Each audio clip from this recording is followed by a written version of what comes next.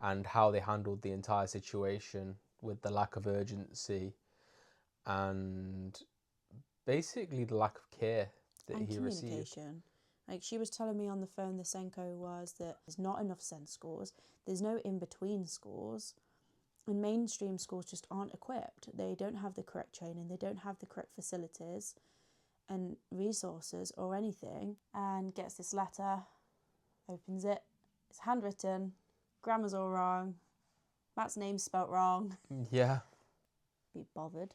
But I think they're just so overworked that they just haven't got the time to stop and think about your kid. Like, as soon as like your kid seems like they're fine, that's it. They're just kind of let go. So yeah, they came over and there's like, oh, how much is he feeding? So we was like, oh, this like 10 ounce or whatever it was, and I was like, that's not enough. So we've got a lot of catching up for you. Now I've got 2 children, and we've got little Oscar. He's just sat in his rocker, just staring us out. And we haven't really been able to get much filming done since he's been born because life's been pretty hectic. He's had a lot of medical issues. And yeah, it's just been a bit of an eventful time for the family, especially Ollie, who's actually becoming the best big brother in the world because they're starting to get so close, which is something we was worried about when Oscar was initially born, because we was worried that Ollie'd feel left out and that we wouldn't be able to give as much attention as we'd like to. Like, it has been difficult, and I'm not going to lie, but he's really coming around to having a little brother. I want to say hi, Happy New Year. It's obviously been a while. There's been quite a few things that's been going off. I'd probably say for about 6 months to 8 months, really. Actually, a year. Oh, if we're going into that, then we have had a lot on for the last year. Yeah, I mean, personally, I haven't spoke about it yet because I don't feel comfortable because I'm still not accepting of it yet. But at the same time, like, I want full transparency on this channel. And also we want to raise awareness, and I'm not going to raise awareness if I'm not going to talk about things. Last year, the end of January, there was an incident at Ollie's school, which I confronted them about, and then I was assured that his safety was their top priority. Cue to 2 hours later, I get a phone call regarding Ollie's safety and telling me I needed to come get him and take him to the hospital. I get to the school and there was nothing wrong, and it had been resolved and nothing had been communicated. Now, I was pregnant at the time, pooping my pants, thinking my child couldn't breathe. So, yeah, it wasn't fun. I brought him home and I basically thought to myself, if this was a youth club or, you know, a family friend or somebody that was, you know, caring for him, I wouldn't take him back. So I thought to myself, like, what kind of mother would I be if I didn't take him, if I took him back? So, you know, we decided to pull him out, and he's been out of school since January. Yeah, and just for a bit of a clarification, he was actually playing in the playground, but someone wasn't watching him and he actually put stones in his mouth. And he choked on a pebble, and apparently it was till he went blue in the face. And they said it hadn't come out as well, didn't they? Yeah, but as you can tell from a parent's point of view, that should have never even been a possibility. Like, we understand that you can't watch all children at once, but when your child's supposed to have a one-to-one, he's funded for one-to-one, and also it was odd behaviour for Ollie. He never picks up stones and just puts them in his mouth, like. And also with Ollie, if you just kind of like oi or like shout his name, he knows he does wrong. Yeah, and so he would just put it down. Yeah, he typically just throws down whatever you're shouting at him for. Yeah, if anything, he throws stones. He doesn't eat them. Yeah, no, that's a different story altogether. Yeah. We've had a lot of incidences with him throwing stones, but never actually putting them in his mouth. Yeah. We know it's a possibility that he's done it. We know obviously it's happened, but the fact that no one picked up on him messing about with stones, and just the neglect that he got from the school, and how they handled the entire situation with the lack of urgency and basically the lack of care that and he received. communication. Like, she was telling me on the phone, the Senko was that Pardon me. he'd swallowed it. They tried to get him to like cough it up, but she didn't. She said nobody's seen it come up. And I was like asking how big it was. And I was saying they don't know. They don't even know how many it was. I was like, well, how do you know it's a stone? And like, things just weren't adding up. And obviously, like I said, like this was 2 hours after another incident that I'd spoken to them about, and I had his main teacher, because Ollie was like put into like a class was made, just for additional needs kids, because Ollie was in mainstream, whilst we was waiting for a SEN school. Now we're waiting on a SEN school, but It's been if just anybody knows how long this process takes, it is no quicker when your child is not in education. And I think the kicker as well is all the paperwork says because you decided to electively home educate your child. I mean, we didn't decide anything. It was kind of... we didn't trust the school. No, safety I know comes first. Technically, we did decide to pull him out of school, but we wasn't going to leave him in an environment where he could potentially be in danger. And I don't feel like that option is part of the whole funding side of things. Yeah. Because if a school is inadequate and can't keep to the EHCP plan that is put in place for your child, for you to then pull your child out of school because they can't care for them is different to you pulling your child out of school. Like, even we had a EHCP review, I think it was about mid last year, and I even, brought it up in there, and I said, the wording in the EHCP saying that, I've decided to home educate, like, I didn't really decide anything, like, it was the only other option. There's not enough SEN schools, there's no in-between schools, and mainstream schools just aren't equipped. They don't have the correct training, they don't have the correct facilities and resources or anything. One of the ladies that was in the call, she said, I can assure you, you're not the only parent that's brought this up. This is something we're looking into. But his EHCP has been amended 2 more times since this, and again, it's still worded the same. And I know it's only words, but it's just... words are the everything. Yeah. When it comes down to paperwork, that's all people look at to know who Ollie is and know who we are. From the basis of what words say. That's the first opinion they get from us before they meet us. Yeah. So there was a couple of other things that they've put down in the past that wasn't even his actions or responses or the way he handles situations. And we've had to have them amended out of the EHCP. Because it's just not who Ollie is. And I know that you can have 2 different sides of a child because they mask at school and then they can relax at home. But for him to be that different in an education setting, it's kind of beyond me. I can't understand why he'd be like that. And I'd say as well, he's been thriving more since being at home. Like, oh, massively. Yeah, he's struggling, I think, sometimes with being on his own, especially because Oskar takes such a big amount chunk of my time, especially in the mornings, because now he's on like 2 meals a day. He's having porridge in the morning and like some kind of like fruit or veg or something midday, and he's also having bottles with both of those, and also like the changing of him, the playing with him and stuff, all the tummy time. Like, it is taking a lot of time, but at the same time, like, I'd say he's like calmer as a person now. Like, we still get like a lot of kicking and patting and stuff like that, but I think it's kind of warranted. Like, his speech has been coming on massively this year. I am literally like bawling my eyes out. And every time he gets that new word, it's like something just clicks for him, and it just makes us happy. The other day he said bye-bye, and I about cried. I think he's blue. Because he's been saying blue. That's really good as well. He's been getting his B's. He's been babbling. And it's not just the fact that he's saying the words. He understands what situation to use that word in. Like with his flashcards. Like, he will make animal noises now.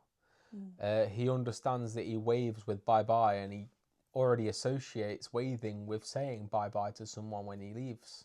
It's like earlier, he really wanted his ball because it'd fallen like behind the cot and my arms aren't long enough. So I was like, mate, I can't reach it. Like, we'll ask your dad in a minute. And he's like saying something to me, and then it clicks what it was. And I was like, you're saying please, aren't you? So then he starts signing please. And I was like, okay, you can have anything you want right now. And I said, within reason, Mummy will give you anything, but anything. no, mate, you can't have everything you want. I've said to Matt, We're not like, that's his magical word now. No, please. it's not. We're not going to spoil him rotten. Don't worry. I will. I'm currently on job number 3 within a year. Never thought, never ever thought that'd happen. Well, how long was your first job for? 9 years. Yeah. So I had a job for 9 years, and now it's just, I'm trying to find where I fit now. I've been trying to find something that's completely different to what I'm used to.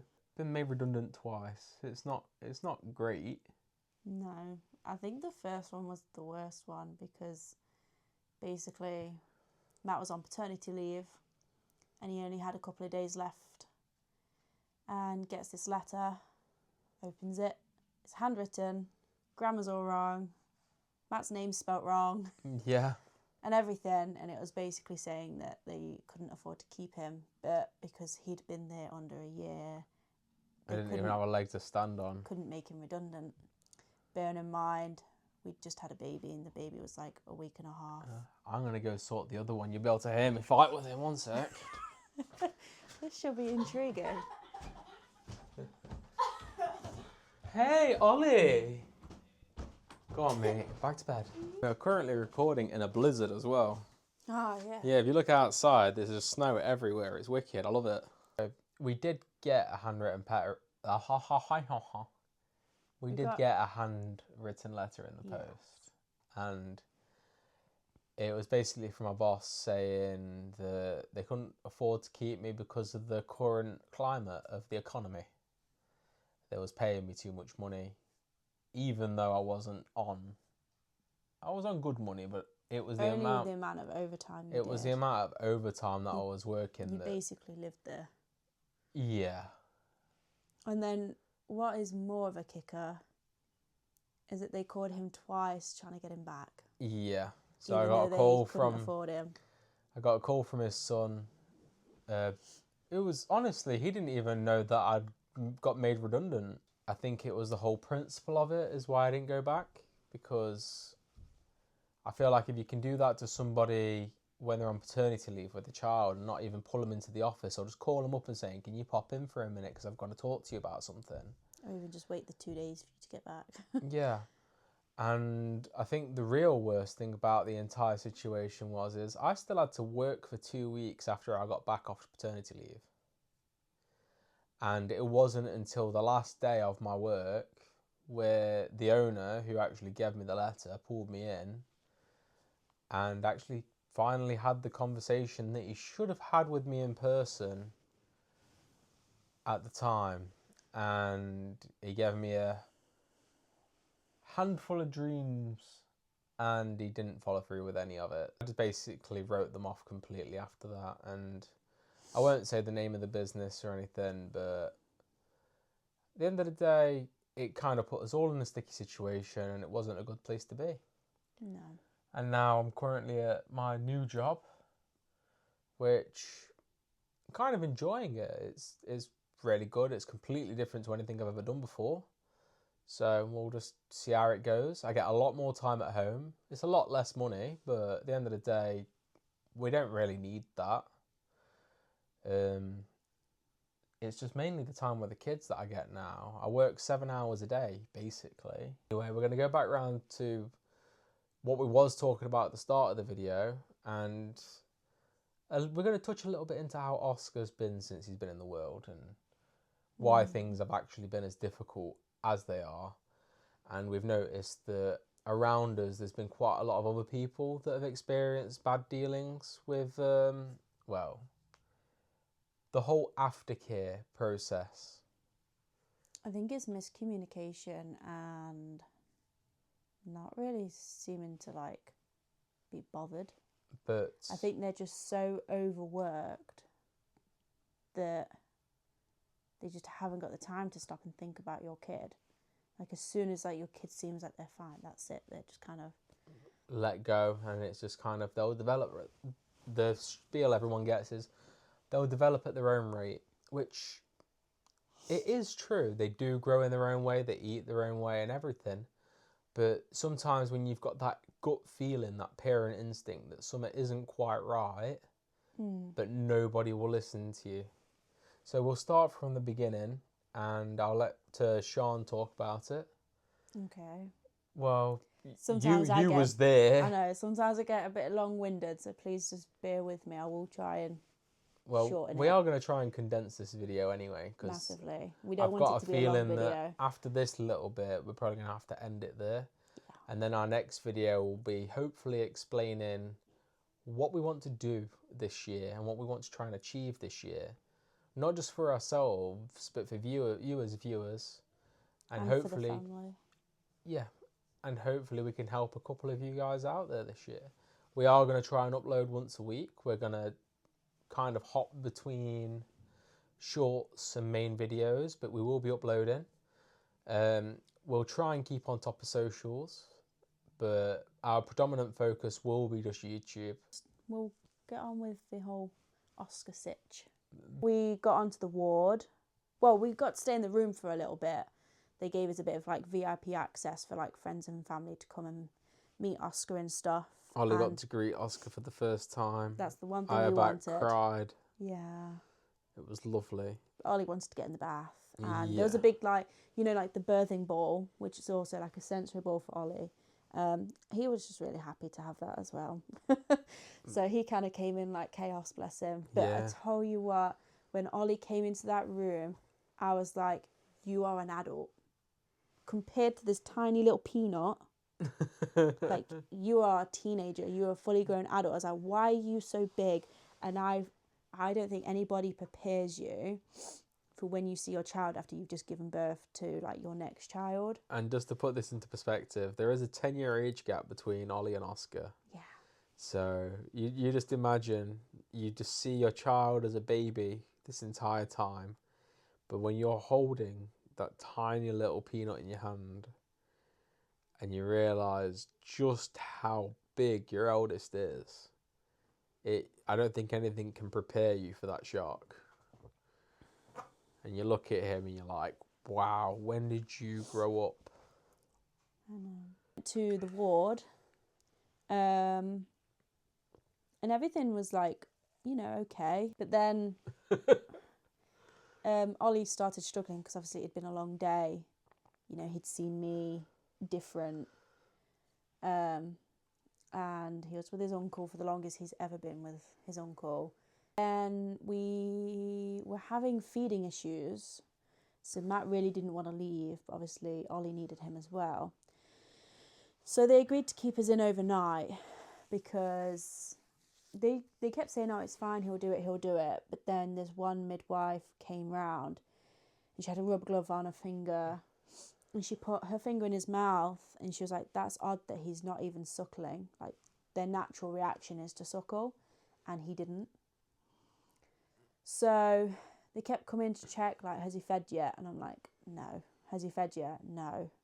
And he just was not at all. Like, bearing in mind this is for bottle, we went straight for bottle. You know, hate us if you want, but we did not try and breastfeed. But fed is best. I don't think you could have emotionally hacked it. I don't think I could have emotionally hacked it, and I don't think he would have took it. Especially knowing that he couldn't suckle. No. Just knowing that he'd have rejected it straight away would have just broke you. Yeah. So, so we had to stay in overnight for that. And it was a struggle, but eventually we got him to feed. So we thought, okay, cool, we can go home today. No. He then wasn't peeing. So because he hadn't urinated since he'd been born, we also couldn't leave. So we nearly had to stay in a second night.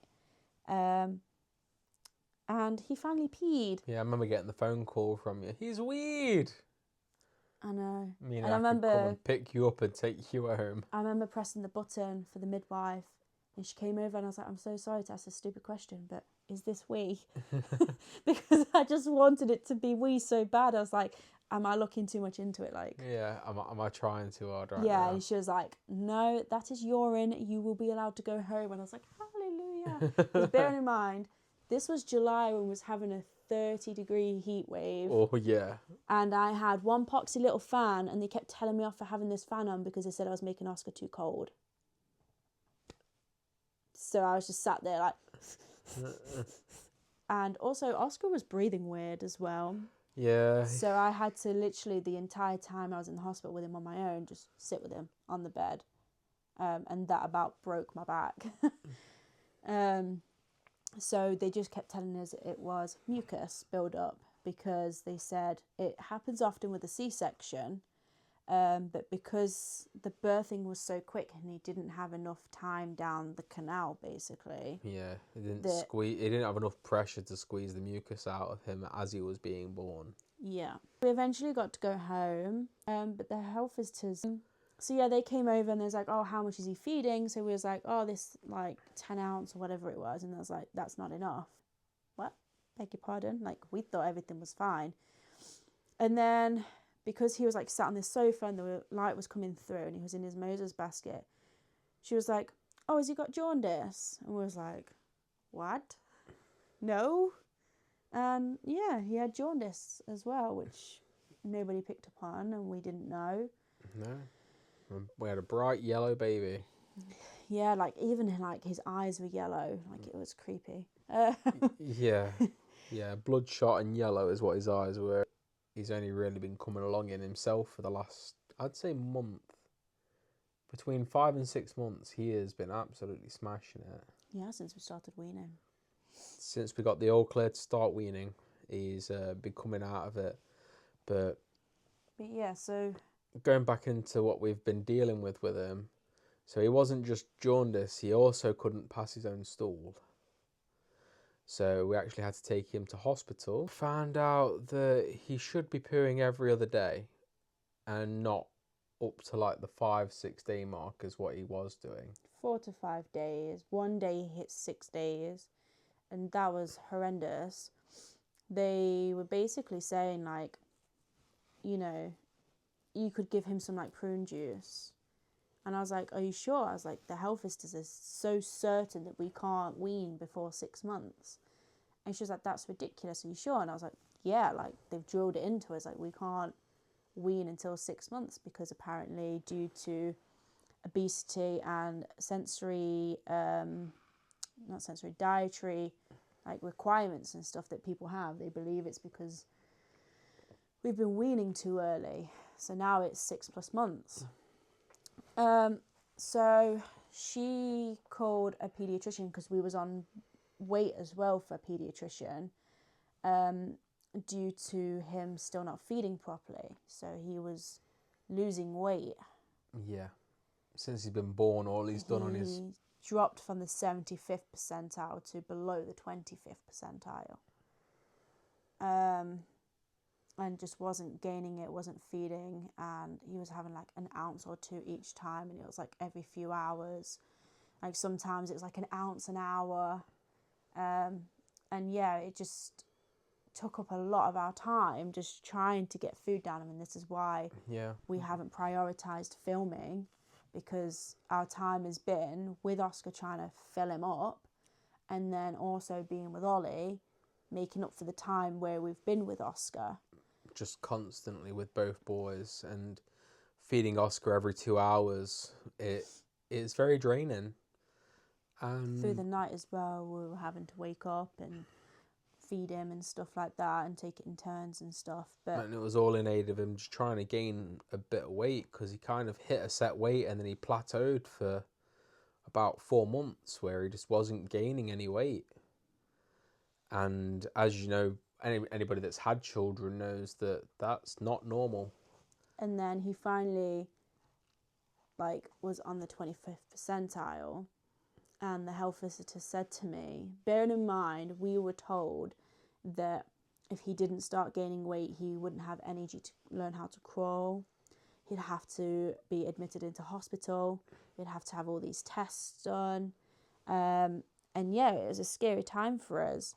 But then when I spoke to this health visitor, I remember I was stood in Tesco and she'd called me up and she was like, he's following a line, like, really good. We're happy with him. And I was like, what do you mean? Like, is that it? And she said, yeah, some babies kind of like fall a few percentiles and then they find like their own line that they want to follow and then they will follow that line. And I was like, that would have been nice to know, like at the time, I think it was like 3 months ago. And she was like, what do you mean? So I had to explain and she was like, I'm so sorry, you've been told this. I said, this is why I've been hounding you about like weigh-ins and like questions and stuff, because obviously we've been scared. So yeah, then, he was following the 25th percentile nicely, but still could not pass stool on his own. And like I said, he'd gone 6 days. We was given some, is it suppositories? Did I pronounce that right? Yeah, you did. Suppositories. And then Sean chucked them to me and says, you can do that. But also, it was hell trying to find them. I had to go to 4 different pharmacies to get them. It was... You had to. Okay, we had to. You had the kids in the car. I was going in and arguing with these pharmacists. Like, please tell me where they are. Like, I need them today. Like, I need my kid. I think the most frustrating one was, oh yeah, but it says 3 on your paperwork. Well, you've got 1, haven't you? Can we just have that 1 for now? I was like, I just needed the 1. I needed to get him to poo that day. Yeah. I didn't want it to go on any longer. We'd gone to the paediatrician. Keep putting my leg up because I'm used to it.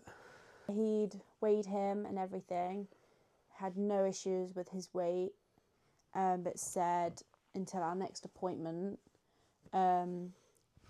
continue getting his weight done every 2 to 3 weeks, just to make sure. But the not being able to pass stool on his own was a bit concerning. So they offered us some blood tests, which we attempted, but because he's so little, they just couldn't get anything from him. They couldn't get a vein. And he was so brave, bless him. I wasn't. I was a little wuss hiding away in the corridor with Ollie like, it's okay, Oskar.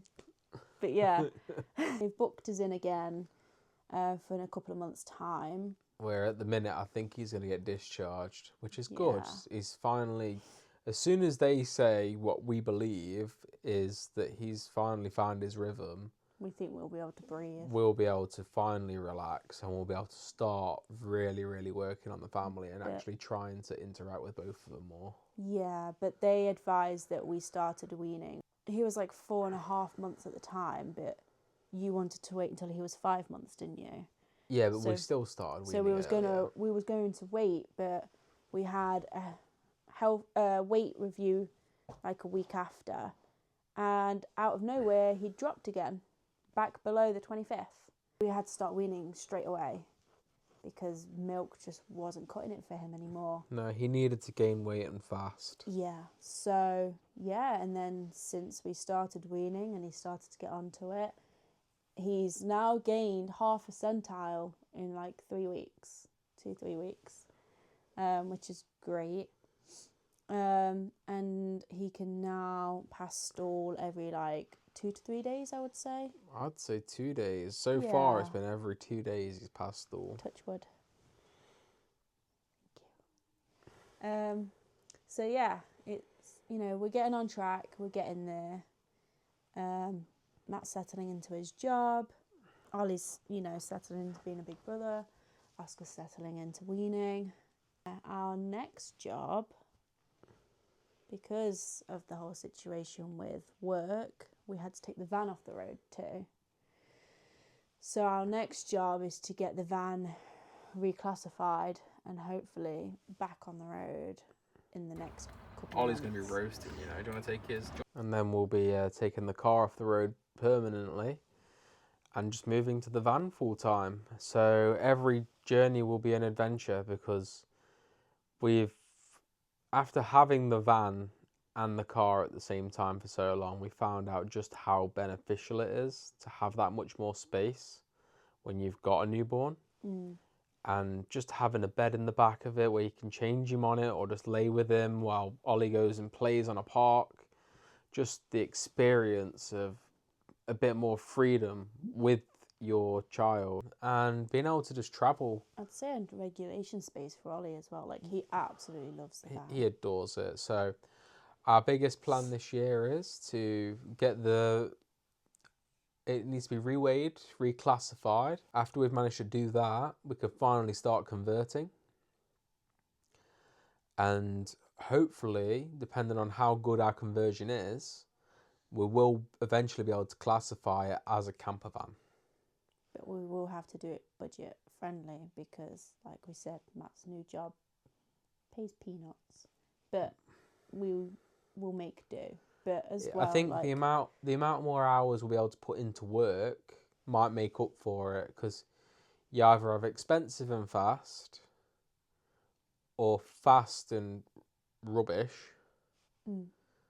or you have a mid in between of where it doesn't cost you much money, but it takes a lot longer. And I think that's how it's gonna have to be. Yeah, we're gonna cut it off here, and we're just gonna say, we are going to try and come back this year, and we are going to try and really push on our channels. Because this is what we want to do as well. And this is ideally what we want to do. There's so many little hidden nooks and crannies over the country that cater so well for any SEN child. Not even that, but like if you guys know anywhere, like we'd like to know as well. Oh God, yeah. Like, we're open to taking places and going to visit them, and we can do. Go and suss them out. Even if it's like somewhere that you're not too sure about and you want us to go suss it out, we'll go suss it out. Yeah, and we'll let you know how obviously the children react to it and whether it's worth visiting or not, because we're not going to be biased. We're genuinely just going to try things out for other people. If we believe that it's going to be too much of a trigger for our son, though, obviously we will say no, because we're not going to put him through that if he can't. Yeah. So if it's something that we just know, yeah, he wouldn't enjoy and he wouldn't do, we're just going to have to make do with what we get, because at the end of the day, this is our life. This is how it is. We're not going to try and stage anything. And at the end of the day, we love our life, and we want to try and make as much as we can of it, so then we can help other people in the future. Oh yeah, also thank you to Matt's brother for our new addition, which we hope are working. Testing. You could hear me clearly from the kitchen, and I was nowhere near the phone, so I'm really happy. My brother sorted us out, got us the mics we wanted, because I think in the last 6 videos that we've done, we've just complained about mic. Well, and also a lot of the time you can't actually hear Sian talk, 'cause she's got a very, very quiet voice. I just get super awkward.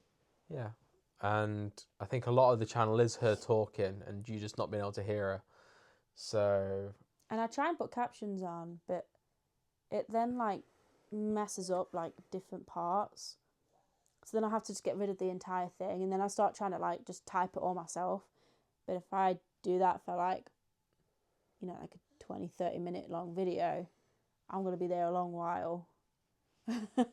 So yeah, but I do also just want to quickly side note, thank you for staying with us as well. Last time when we dropped off the face of the earth, we lost quite a few followers.